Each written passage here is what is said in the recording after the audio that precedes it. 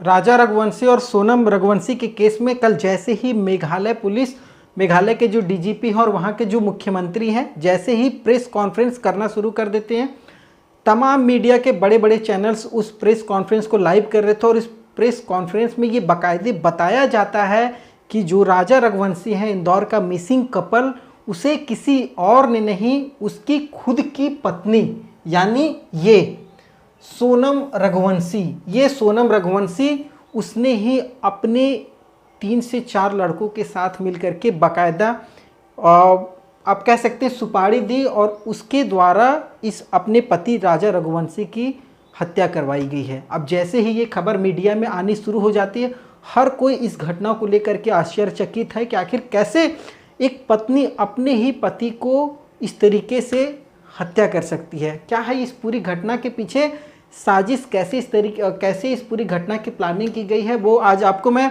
इस पूरे वीडियो में स्लाइड के माध्यम से समझाने की कोशिश करूंगा।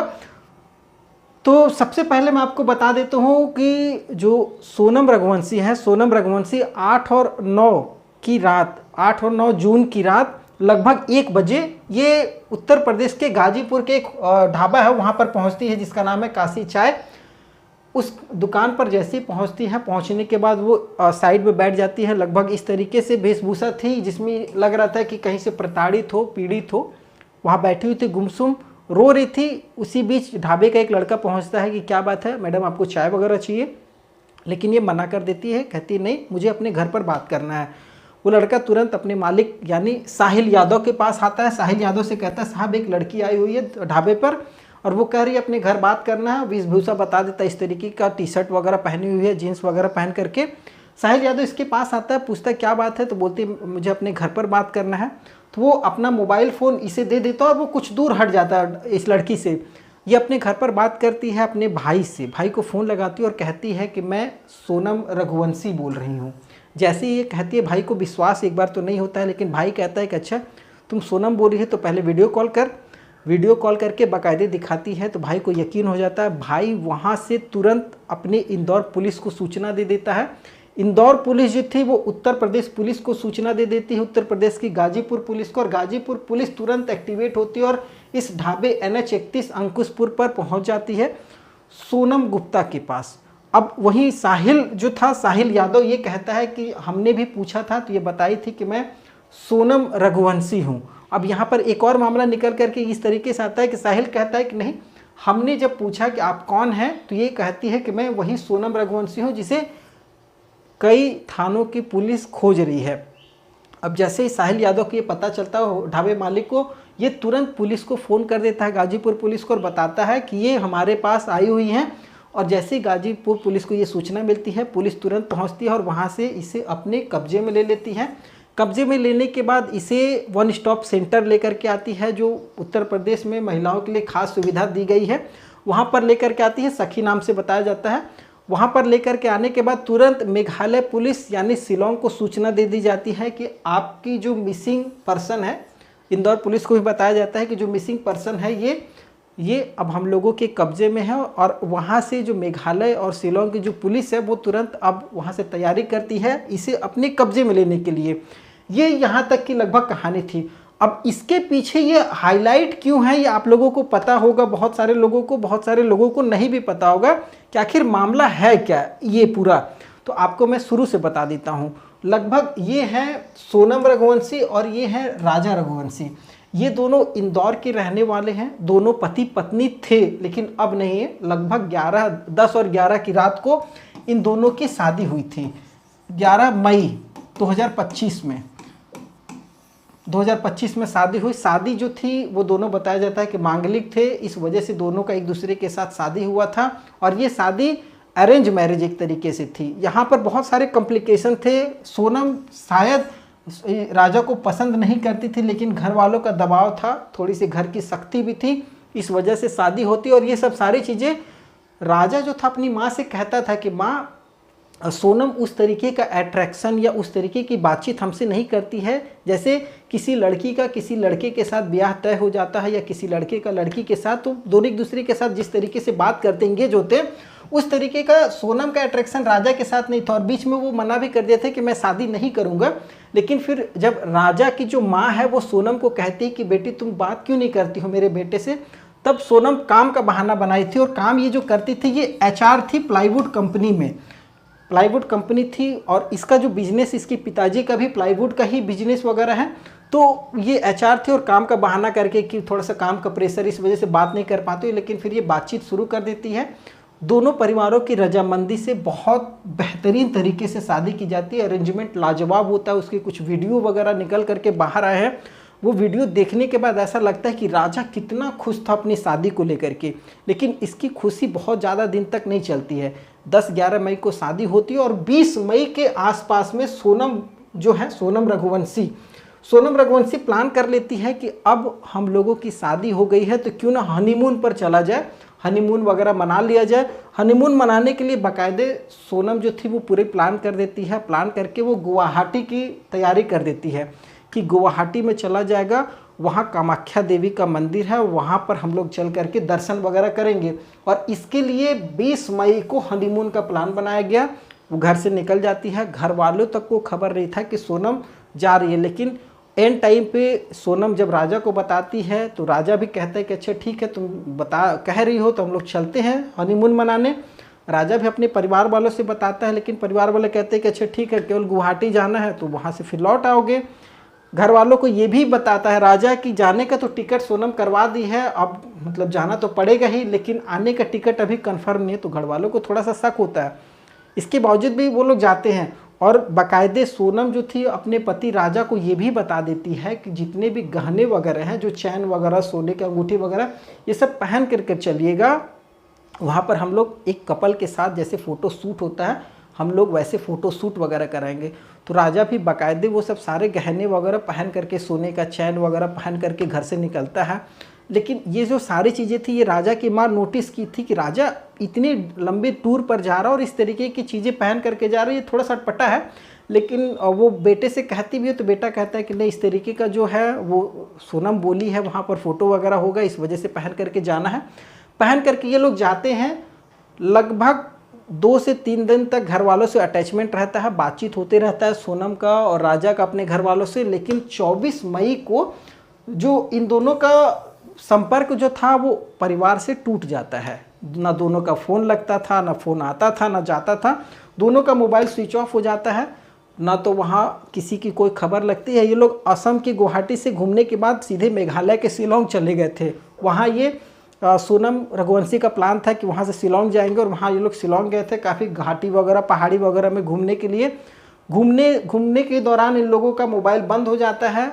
परिवार बहुत परेशान होता है। परिवार के काफ़ी लोग भी वहाँ जाते हैं, लेकिन पुलिस उस तरीके का सहायता नहीं करती इन लोगों को ढूंढने में। वहाँ पर ये लोग यूट्यूबर वगैरह का मदद लेते हैं। जब सोशल मीडिया पे इन लोगों की खबर प्रकाशित की जाती है कि ये दोनों जो कपल है ये मिसिंग है, नहीं मिल रहे हैं, तब धीरे धीरे ये मामला हाईलाइट होता है। और उसके बाद यहाँ पर मंत्रियों की इन्वॉल्वमेंट होती है, चाहे वो गृह मंत्री हो, सांसद हो, विधायक हो, मुख्यमंत्री हो, हर किसी का इन्वॉल्वमेंट होता है। उसके बाद ये मामला और ज़्यादा हाईलाइट होता है। उसके बाद पुलिस भी मेघालय की एक्टिवेट होती है और पूरी छानबीन शुरू कर देती है। इसी बीच पुलिस जब सर्च करती है तो इनको सर्च के दौरान 2 बैग भी मिलता है। ये बैग, बाइक वगैरह भी मिलता है, जिस बाइक से ये लोग ट्रैवल वगैरह करते थे। वहाँ पर धीरे धीरे सारी चीज़ें मिलना शुरू हो जाती है।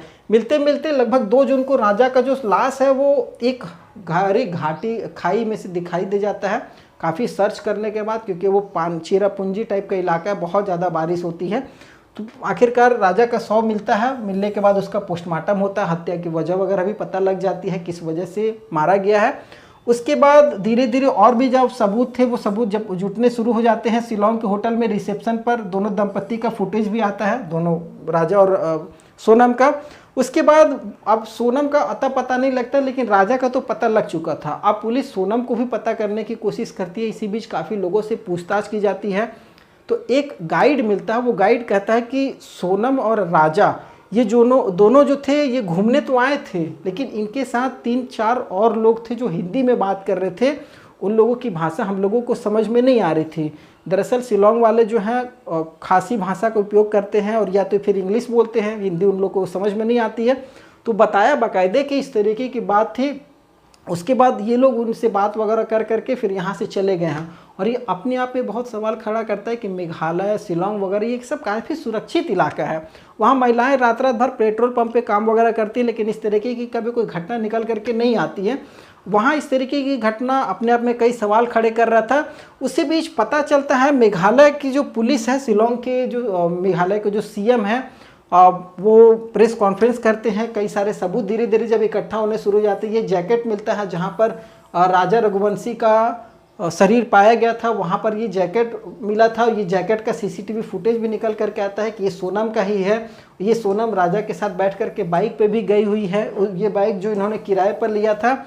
ये सब सारी चीज़ें। उसके बाद यहाँ पर राजा है और ये सोनम है, ये दोनों घूमने के लिए निकल रहे हैं, लेकिन यहाँ से ये लोग होटल से बाहर निकले हैं। यहाँ पर राजा बाइक स्टार्ट कर रहा है, लेकिन सोनम जो है किसी से लगातार चैट कर रही है।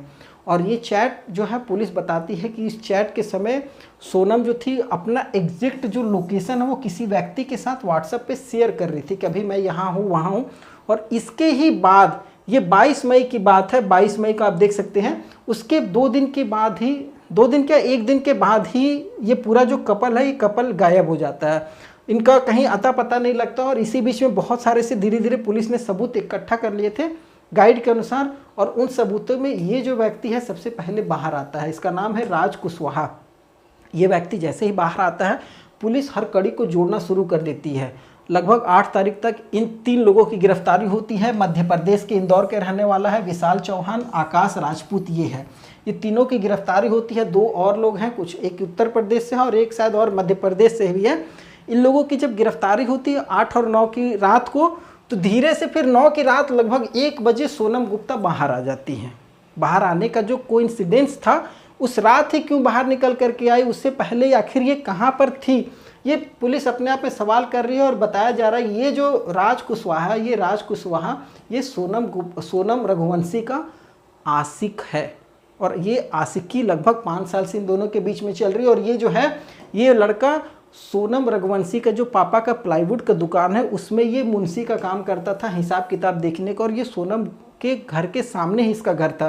कुछ दिनों पहले ये घर खाली करके गया हुआ दूसरी जगह पर, लेकिन सोनम के साथ इसकी आशिकी चल रही थी। और इसी आशिकी के चक्कर में पुलिस बता रही है कि इसी के चक्कर में इसने पूरी प्लानिंग के तहत मिल करके अपने पति राजा को मरवाने के बाद उसके गहने वगैरह को लेकर के चपत हो गई। जब पुलिस वहाँ पर सर्च की थी, जिस समय राजा की जो बॉडी है वो मिली थी, बॉडी के पास से बहुत सारी चीज़ें जो थी वो मिसिंग थी। बॉडी की पहचान हुई थी राजा के हाथ पर गुदे हुए एक टैटू से, उसकी स्मार्ट वॉच से पहचान हुई थी, लेकिन और बहुत सारी जो गहने वगैरह थे वो मिसिंग थे, वो नहीं मिले थे। तो इस वजह से पुलिस इस आधार पर जब इसको गिरफ्तार करती है, और धीरे धीरे इन लोगों का भी नाम आना शुरू हो जाता है, जब इन लोगों को गिरफ्तार करती है तब ये बाहर निकल करके आ जाती है। अब इसके पास जो पुलिस बता रही कि इसके पास अब कोई चांस बचा नहीं था बचने का या भागने का, क्योंकि ये समझ चुकी थी कि जब ये लोग पकड़ा ही गए हैं तो आज नहीं तो कल हम भी पकड़ा ही जाएंगे।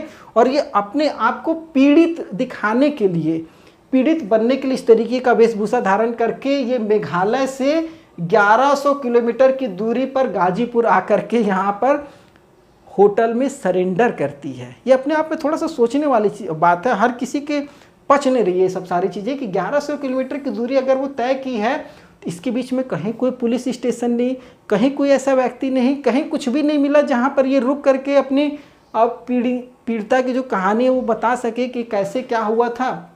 ये सीधे गाजीपुर आकर के यहाँ पर अपने आप को जब देखी कि अब ये तीनों पकड़ा गया है, तब उस रात यहाँ पर ये पूरा मामला खोली है। अब 1100 किलोमीटर की दूरी, कम से कम 30 घंटा तो सफ़र करने में लगेगा ही।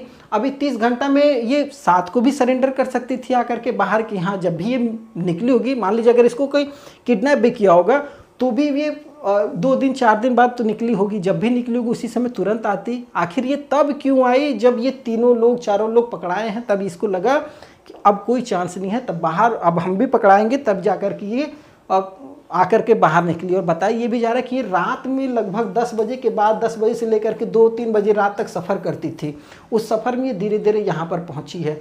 और ये जो वहाँ के जो डीजीपी हैं इदासीसा नेग्रांग, ये बता रही है कि मेघालय में इंदौर के व्यक्ति की हत्या के सिलसिले में पत्नी समेत 4 लोगों को गिरफ्तार किया गया। मतलब कुल 5 लोग हैं सोनम को मिला करके। और यहाँ पर देखिए जो मेघालय पुलिस है वो साफ कह रही है कि आरोपियों के पकड़े जाने के बाद सामने आई सोनम। उसका उन लोगों का भी साफ कहना है कि उनके पकड़े जाने के बाद जब इसको पता चल गया कि अब हमारा भी खेल खत्म होने वाला है, तब जाकर के आई है। और अब अनुमान लगाया जा रहा है कि हो ना हो, जब इसकी कड़ाई से पूछताछ की जाएगी तो ये पूरे घटनाक्रम का कैसे इन्होंने पूरा कांड किया है, ये खुलासा ये अपने मुख से धीरे धीरे जारी करेंगे। वहीं जो सोनम के परिवार वाले हैं ये मानने को तैयार ही नहीं है कि हमारी बेटी ऐसा कर सकती है, हमने परवरिश बहुत अच्छी दी है। लेकिन एक बात यहाँ पर सोचने वाली बात है कि हत्याएं परवरिश से नहीं होती है, हत्याएं जो व्यक्ति जैसा है उसकी मानसिकता जैसी उस आधार पर होती हैं। परिवार की परवरिश बहुत ज़्यादा मायने नहीं रखती है। आप बहुत अच्छे परिवार में भी बहुत खूंखार लोग आ जाते हैं और बहुत खूंखार परिवार में भी बहुत अच्छे लोग आ जाते हैं, तो ये माँ बाप को भी समझना पड़ेगा। खैर, अब परिवार वालों का मांग है कि सीबीआई जांच की जाए, उसके बाद जो चीज़ें हैं वो बेहतर हो तरीके से बाहर निकल करके आएंगी, तो हो सकता है ये सब सारी चीज़ भी पूरी होंगी। वही पुलिस वगैरह भी अपनी तरीके से जो जांच पड़ताल है वो करेगी। गिरफ्तार कर ली है सोनम को, अब उसके बाद जो भी कार्रवाई होगी वो जैसे जैसे निकल करके आएगी वैसे वैसे मैं भी आपके साथ शेयर करूँगा। वीडियो पसंद आया होगा ना तो चैनल को थोड़ा सा सब्सक्राइब करके रख लीजिएगा। आगे फिर से नई वीडियो में मिलेंगे, तब तक के लिए जय हिंद, वंदे मातरम।